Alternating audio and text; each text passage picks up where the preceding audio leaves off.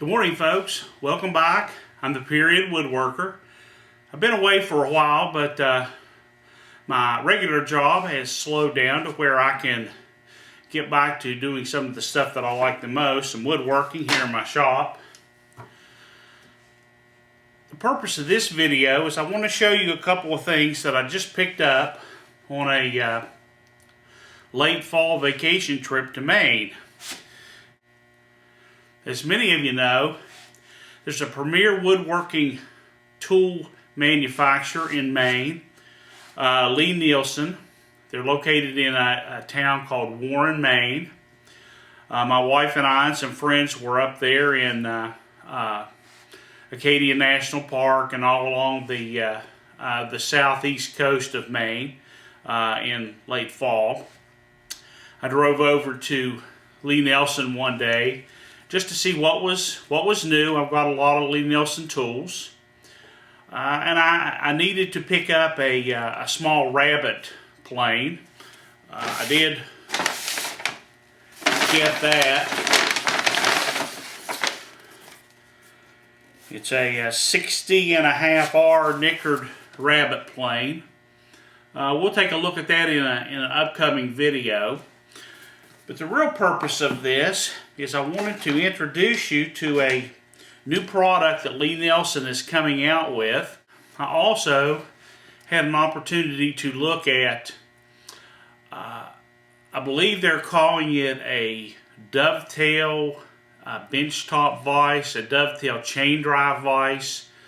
Lie-Nielsen has come up with a unique system that I'm hoping is superior to some of the other dual screw vices and tools that are currently available, although they're not too bad. I've tried a couple of them, but this one was on display on one of their great workbenches that they had there. I took a look at it and I just fell in love with it. So although I don't think that they actually have them in the catalog right now, I did persuade them to send me one to my home so that it was there when I finished my vacation. And I wanted to take a few minutes to kind of do, I guess you'd call it an unboxing, but I really wanted to show you the vise. I have a lot of dovetailing that I have to do, and I thought this would be a unique opportunity to let me try out one of their new tools. I had been, before I saw this, I believe a Jeff Green had made one, and if you follow the Taunton Press, the Fine Woodworking, their website or their magazine, he had prepared a couple of vices that he had for the top of his bench, and he was using, I believe, veneer press screws, one on each side, to manually take the jaws in and out. I was actually planning to build one or two of those vices, but once I walked into Lie-Nielsen the other day, I gave up that idea, and I'm hoping that this vise proves to be as nice as it looked there in the showroom, and that it is every bit as functional as it appeared that it was going to be. So let me get it up here on the bench and we'll take a look at it. This is the case that it came in. I haven't even opened it yet. UPS delivered it, so I'm sure it's under, I think they have a weight limit of 75 pounds. But let's open it up and see what's in here. It's pretty well packed. It's got some expanded foam in here that would protect it. I think we've all gotten stuff like that.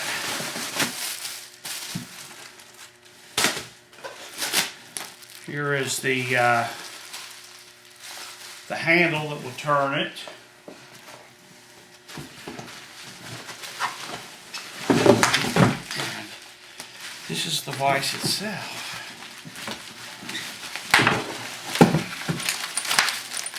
Comes with some plywood on the back of the screws.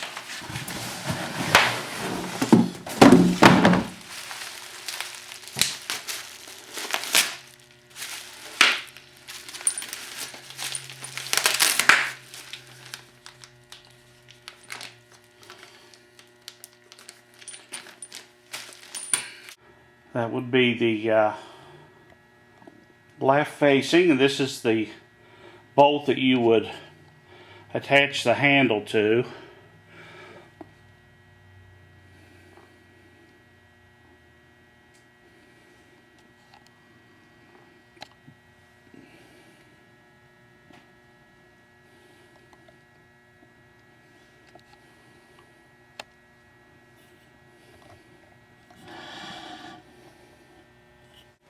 Okay, let's see what the dimensions on this are.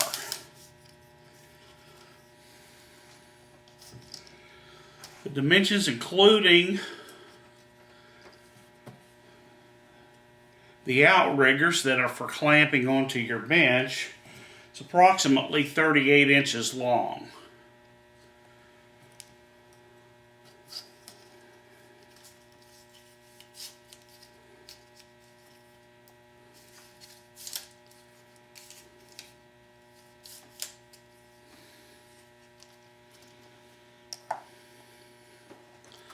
The height is about 5 1/4. Each of the jaws are about 2 3/4 inches thick.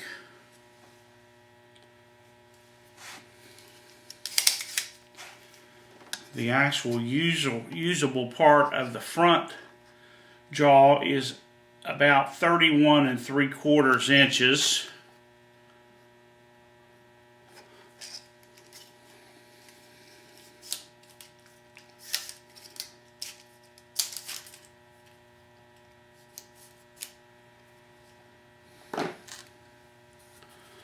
Let's open it up. I think we're going to have to actually put this in here to get this open.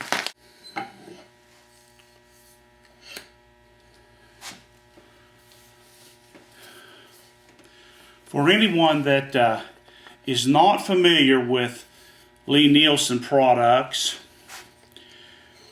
they've used maple, hard maple for the jaws.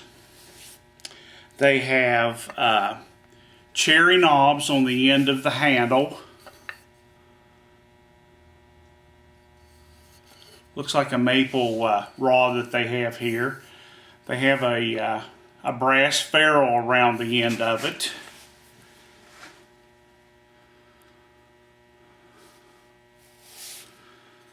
And I like to see this. They have a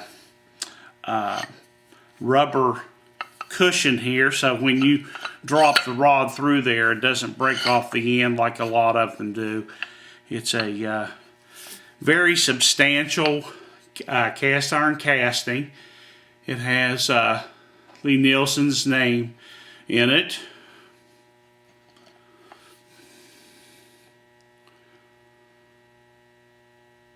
There's the hole that'll go on the front of the screw, and it's got another little bolt that holds it in there. Let me get some stuff and we'll mount this onto the vise.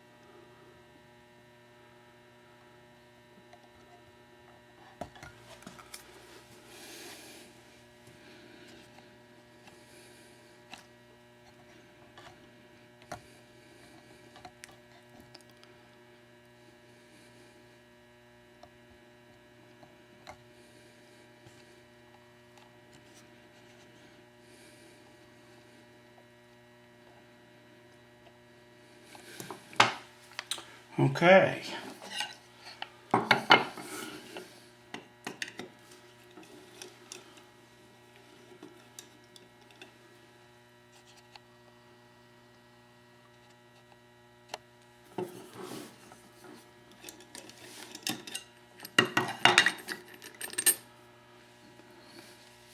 Bolt comes out very well. There's an envelope in here. And it says, bolt washer installed to the right side Acme screw at the back of the vise.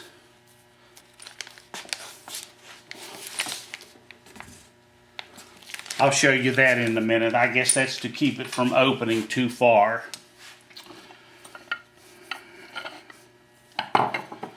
Alright, this has a rubber band rolled up on it.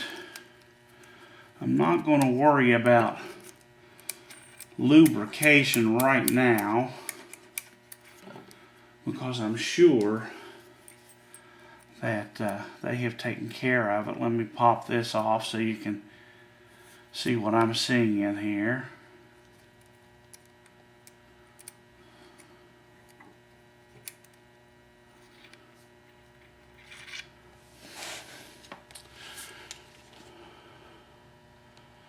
Pretty impressed. It has lubricated roller bearings in there, probably stainless steel washers.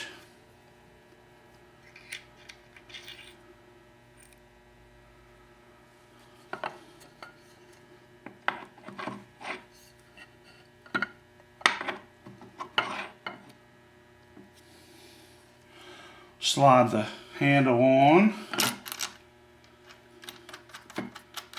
Screw rolls down in through there. We'll tighten the screw up.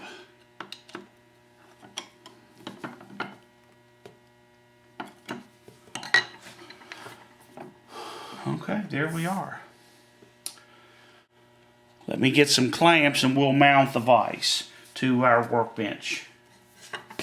Okay, as you can see, there's some of the dovetailing that I have to do. That's actually for my lathe chisel cabinet that I am making over here. I think I showed you that in my initial shop visit. And these are for the two front doors on the lathe cabinet. So we get some stuff out of the way and we will put this vise on.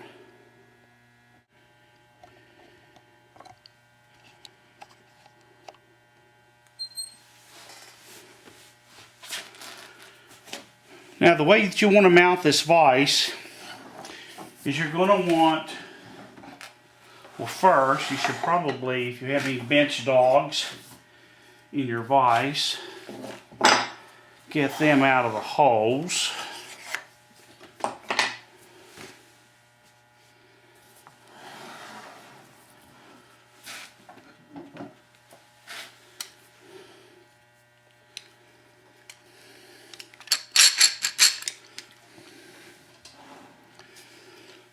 Now, I don't think that you should mount it out on your outboard vise. You should probably keep it to where it's on the body of your bench. And so that you can dovetail and put stuff standing vertically, you need to make sure that this is out past the edge of your workbench.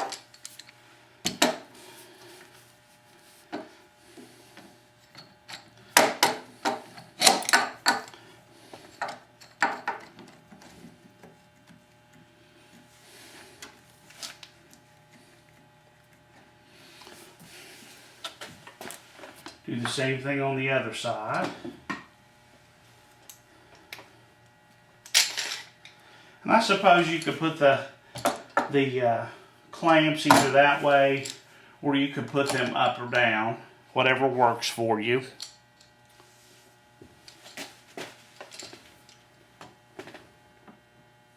I think I'll put one each way so that I can see if either way is inconvenient.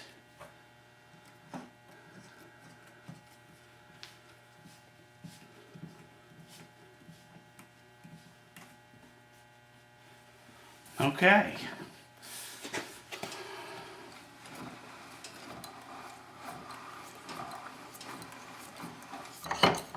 It's a little stiff, probably because of new construction. It appears to be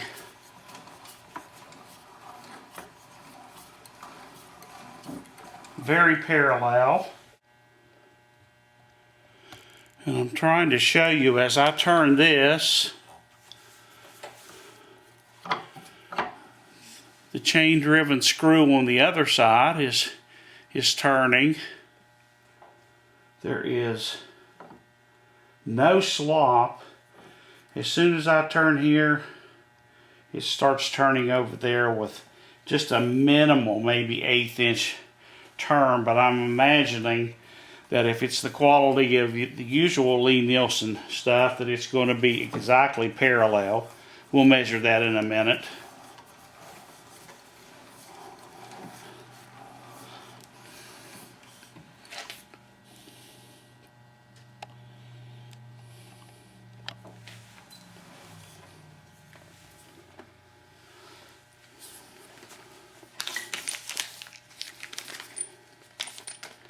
I think I should probably put this washer and bolt on the back screw to avoid accidentally taking the vise all the way out.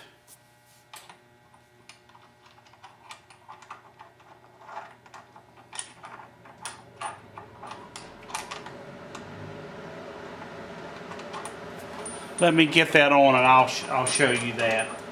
Be back in a second.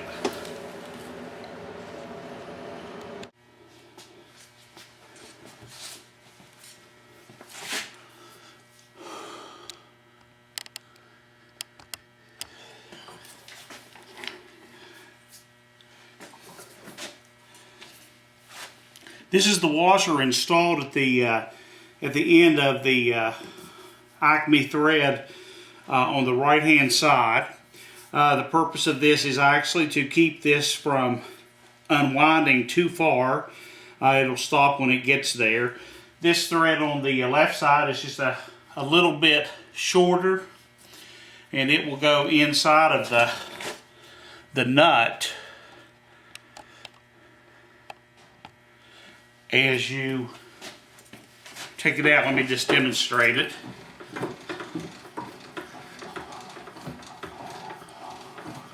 This is starting to loosen up a little bit. I did want to let you know that I actually purchased this vise. This is not a loaner or one that Lie-Nielsen sent to me for a review. I just liked it so much I just purchased it after seeing it in the showroom.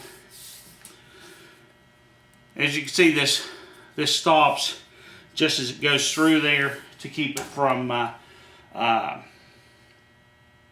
coming out. I guess if you wanted to disassemble it, you could take that washer and bolt off and disassemble it. We might do that sometime in the future, but not right now.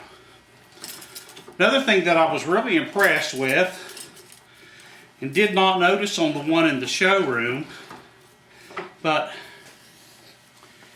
this has a very nice piece of leather that runs the full length of the outside jaw. Try to show that to you in a little bit more detail.